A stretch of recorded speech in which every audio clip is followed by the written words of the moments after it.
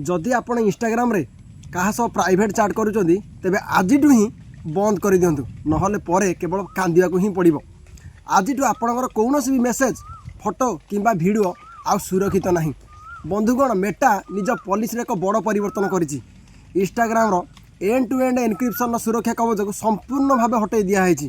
यार अर्थ होउछि काली पर्यंत आपण चैट जेतिकी प्राइवेट थिला आज सेतिकी नहीं। आपण भाबुथिबे मार्क जुकरबर्ग एमिति विपदपूर्ण निष्पत्ति काहेकि नेले। भाई यार मुख्य कारण होउछि चाइल्ड सेफ्टी। रिपोर्ट अनुसार मार्च 2026 रु न्यू मेक्सिको कोर्ट रे मेटा उपरे 375 मिलियन डॉलर जोरिमाना लगाई। अभियोग थिला जे इंस्टाग्राम रो प्राइवेट चैट व्यवहार करी शिशु निर्यातना भली अपराध बढ़ुची।